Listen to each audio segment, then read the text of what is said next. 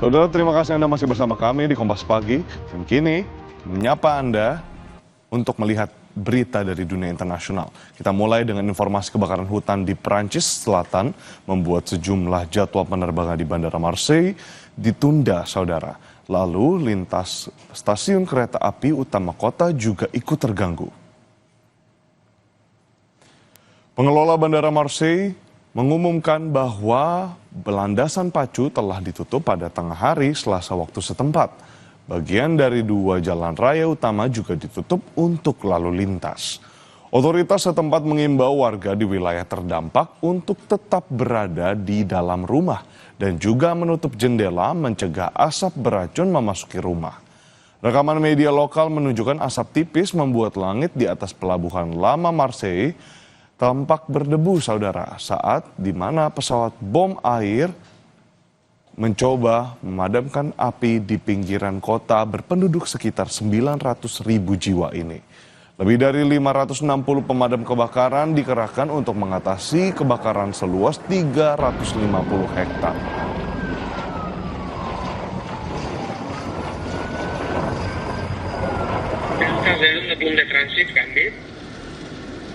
Sementara itu, gelombang panas yang terus berlanjut di Eropa memicu kebakaran hutan hebat di Taman Nasional Catalonia yang telah membakar lebih dari 20.000 hektar dalam 24 jam terakhir.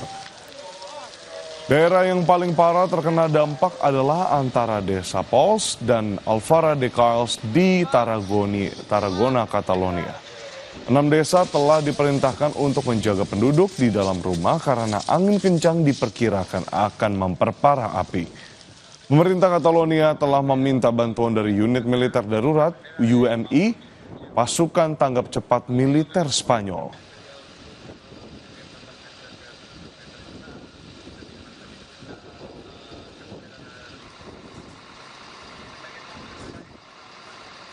Informasi lain, saudara, keluarga Palestina yang mengungsi dilanda krisis pangan.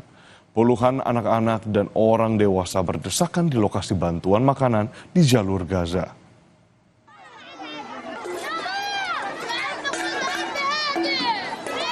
Belasan anak berdesakan, berteriak hingga menangis saat berdiri di lokasi dapur bantuan makanan di Nuseirat, jalur Gaza, Palestina. Israel dan Hamas sedang merundingkan gencatan senjata untuk perang 21 bulan di Gaza yang dimulai dengan serangan pada Oktober 2023. Serangan itu menewaskan sekitar 1.200 orang dan menyandera 251 orang lainnya, di mana sebagian besar telah dibebaskan dalam gencatan senjata sebelumnya.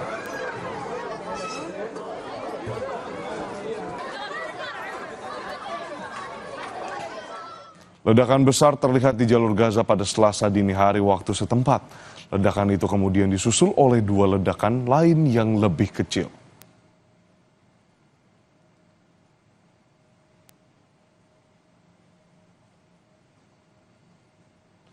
Ledakan ini terjadi di saat mayoritas warga Gaza sedang tidur. Belum diketahui penyebab ledakan ini, namun diduga akibat serangan Israel.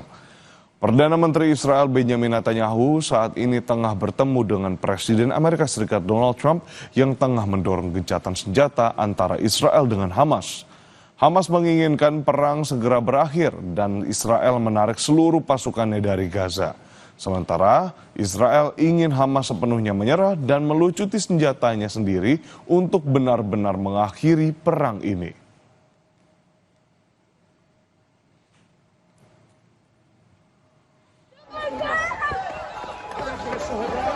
Saudara, warga Gaza berlarian ke sebuah mobil yang rusak parah akibat ledakan di dekat pintu masuk rumah sakit Al-Shifa.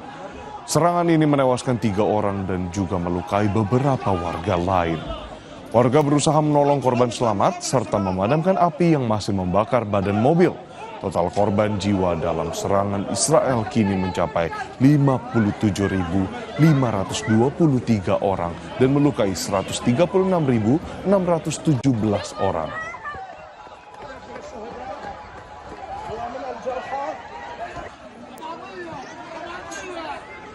Kita beralih ke sorotan lainnya, saudara. Banjir bandang melanda Kerr County, Texas, Amerika Serikat pada tanggal 4 Juli lalu. 104 orang meninggal akibat peristiwa ini. Rekaman udara pada hari Senin menunjukkan dampak banjir bandang di Kerr County, Texas, Amerika Serikat. 104 orang meninggal, 28 jenazah diantaranya adalah anak-anak. Sementara tim pencarian dan penyelamatan terus mencari korban lainnya dengan peralatan berat, saudara. Menurut petugas, masih ada 41 orang yang dinyatakan hilang dan masih dalam pencarian.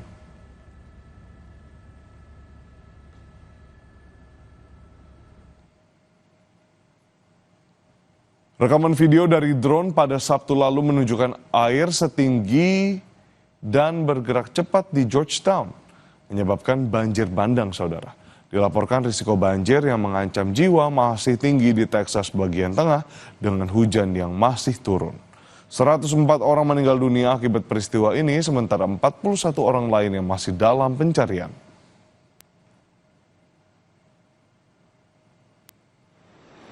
Tidak hanya di Texas atau Carolina Utara, hujan lebat yang ekstrim semakin sering terjadi di berbagai wilayah Amerika Serikat. Para ahli menilai fenomena ini dipengaruhi perubahan iklim global, di mana pemanasan atmosfer dan lautan akibat pembakaran bahan bakar fosil meningkatkan risiko terjadinya hujan ekstrim. Setiap kenaikan 1 derajat Celcius suhu udara meningkatkan kemampuan atmosfer menyimpan uap air hingga 7%. Akibatnya, hujan turun lebih deras, lebih tak terduga, dan lebih merusak.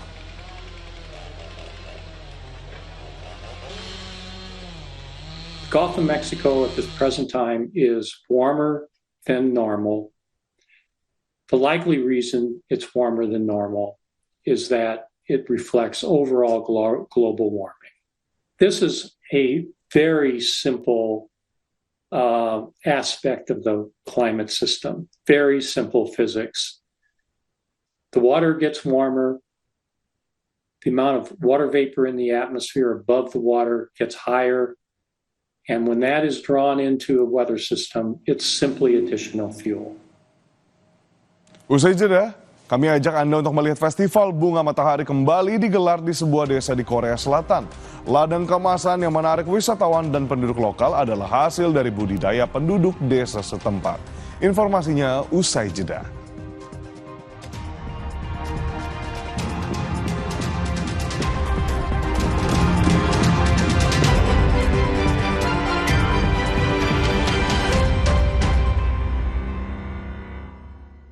Berita terhangat yang paling menjadi perhatian publik selama sepekan. Presiden Prabowo Subianto akhirnya bertemu dengan Ketua Umum PDI Perjuangan. Seorang sapam di sebuah rumah sakit di Bekasi menjadi korban penganiayaan. Politik, hukum, kriminal, peristiwa dalam dan luar negeri. Kompas Sepekan mengulasnya untuk Anda. Jadi bagian rangkuman informasi. Kompas Sepekan, setiap Sabtu pukul 10 pagi dan Minggu pukul 5:30 sore di Kompas TV. Demi kemajuan bangsa dan kesejahteraan rakyat Indonesia. Preman lagi-lagi kembali berulah. Waspada, tindak kejahatan ada di sekitar Anda. Polisi tangkap 19 pelaku yang terlibat dalam bentrokan di Kemang, Jakarta Selatan. Identifikasi tanda-tandanya, observasi fenomenanya, persempit ruang geraknya. Tangkap informasinya dalam Borgol, Senin sampai Jumat pukul 3:30 sore, Sabtu dan Minggu pukul 12 siang di Kompas TV. Siapapun bisa jadi media, pemengaruh, bahkan pendengung. Tapi kebenarannya dapatkah dipertanggungjawabkan? Percayalah hanya pada sumber independen yang menjunjung tinggi prinsip jurnalisme dalam setiap tayangan terbaiknya. Ikuti saya, saudara. Rosi, Satu Meja, The Forum, Sapa Indonesia Malam Akhir Pekan, Dipo Investigasi, Kompas TV, independen, terpercaya. Ini komedi politik, ini tentang cinta ya. Aku mendapatkan komentar pedas dari orang di sini. Komeng, biar aku kasih tahu ya, aku komeng. Kok disensor? Penasaran? Mau yang nggak pakai sensor? Nih, 3 besar Suci 11. 3 kali lebih lucu, 3 kali lebih seru. Bikin pecah di 3 kota. Informasi pembelian tiket, cek Instagram Suci Kompas TV. Buktikan pecahnya dalam Suci 11 Big 3 Tour Uncensored. Nyalakan pagi dengan energi berita terpercaya. Sapa Indonesia Pagi kembali hadir menjumpai Anda hari ini. Update peristiwa terhangat dari dalam dan luar negeri bersama narasumber kredibel. Untuk jalani hari lebih positif, ikuti Sapa Indonesia Pagi setiap hari pukul 7 pagi live di Kompas TV.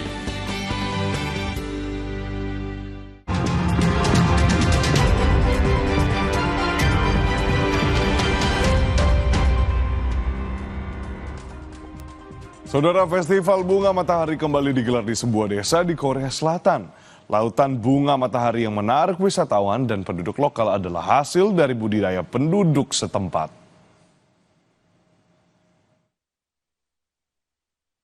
Bunga matahari bermekaran hingga mencerahkan ladang bunga di desa Gangju, Kabupaten Haman, bagian tenggara Korea Selatan ini. Tak heran jika daerah ini menarik para wisatawan, penggemar fotografi, maupun penduduk lokal.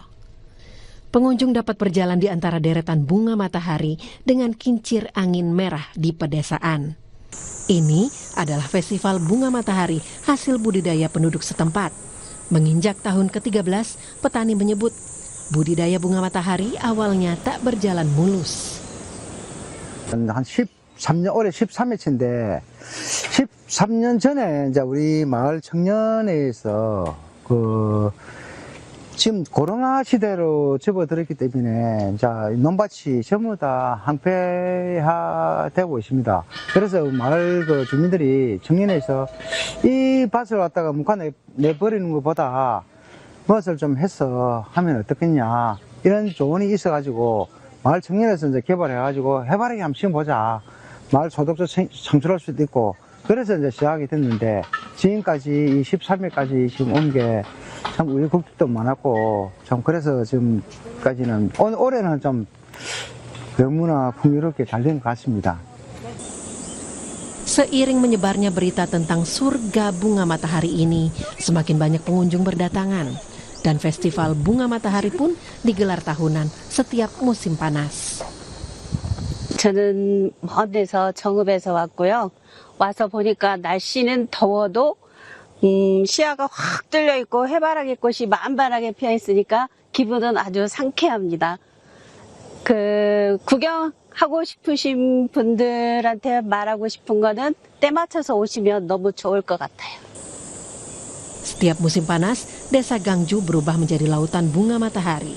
Membentang di lahan seluas 37.000 meter persegi di kaki Gunung Bopsusan. Festival Bunga Matahari ke-13 di desa Gangju, Korea Selatan digelar sejak 22 Juni hingga 14 Juli 2025. Informasi lain, saudara, mainan tren di Tiongkok telah sering muncul di pameran internasional baru-baru ini. Bahkan mainan itu menjadi perhatian karena mainan trendy tradisional ini dilengkapi dengan otak AI dan akan menjawab pertanyaan sesuai permintaan.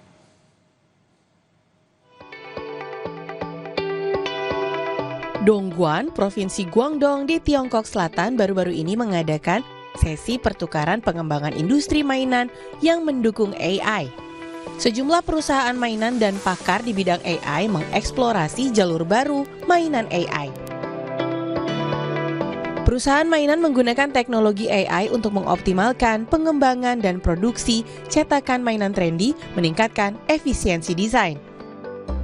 Perusahaan chip Hulu dan model besar meluncurkan produk yang dipersonalisasi dan disesuaikan dengan mainan, sehingga nilai tambah produk mainan AI telah meningkat secara signifikan.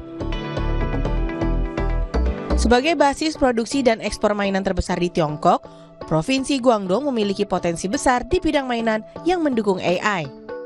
以前的话，我们主要还是卖一个外观设计和一个它产品背后的故事。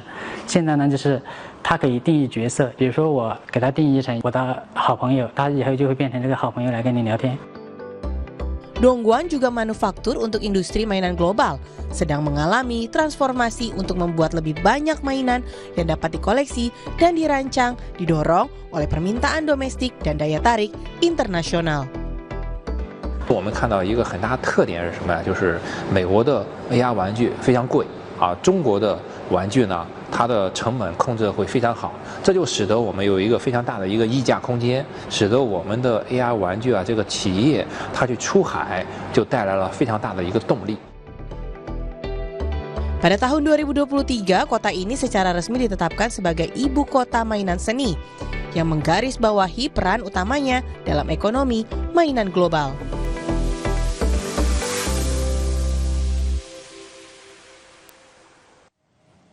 Masih soal teknologi, saudara. Sekelompok ilmuwan digital di Amerika Serikat menggunakan teknologi AI atau kecerdasan buatan untuk membantu tenaga kesehatan dengan cepat menargetkan area yang dipenuhi nyamuk penyebar penyakit.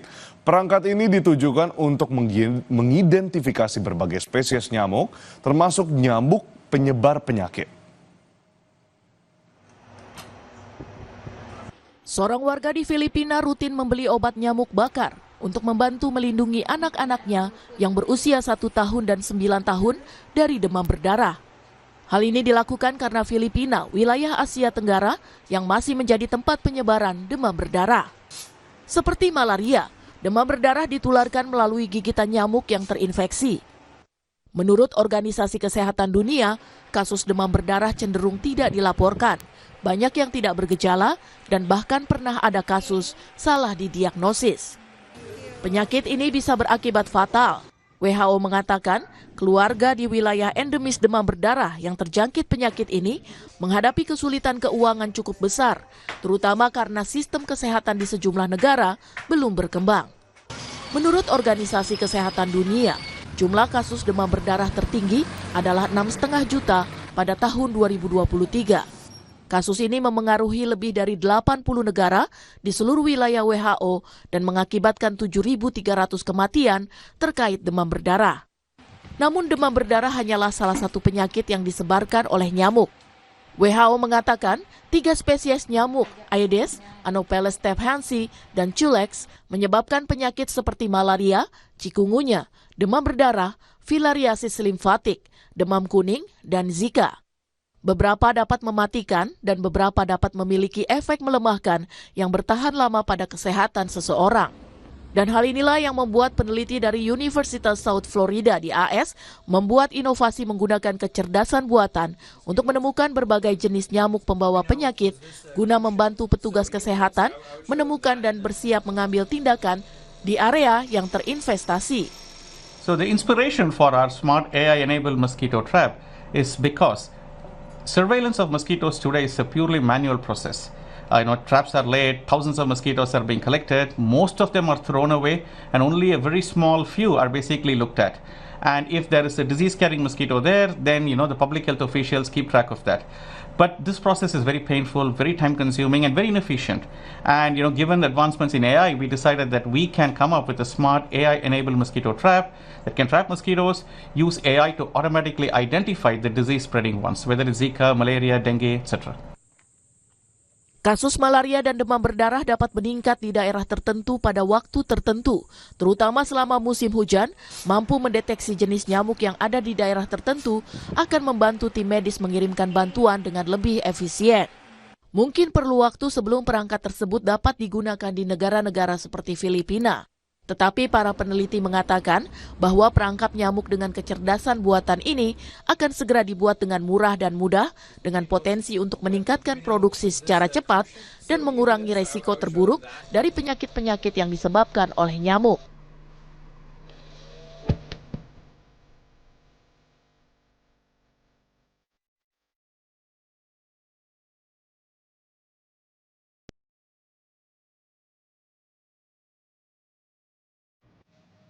Berita olahraga akan hadir usai jeda Kompas Pagi. Salah satunya informasi Chelsea melangkah ke final Piala Dunia antar klub setelah menyingkirkan klub Brasil Fluminense 2-0 di semifinal.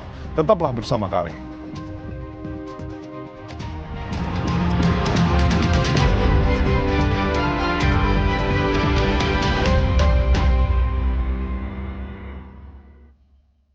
Menikmati berita dan informasi baru dengan cara seru. Sama-sama bertalenta, kakak dan adik ini memilih jalur profesi yang sama. Mulai dari yang trending di media online dan viral di media sosial. Tabrak lari! Dibilangnya pula keretaku gak bayar harganya, begini saksi. Hingga yang unik dan menjadi perhatian publik. Semuanya terangkum dalam Pop News.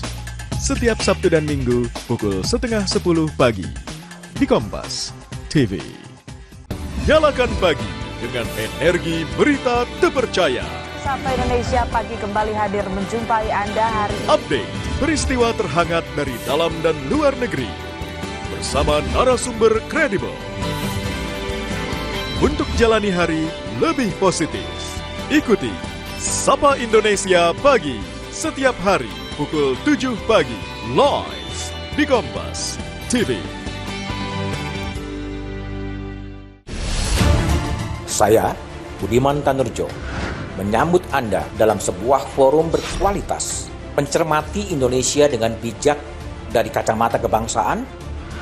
Kita dapat menemukan banyak pemikiran konstruktif, kritis, dan taktis yang mampu menyelesaikan problem negeri ini.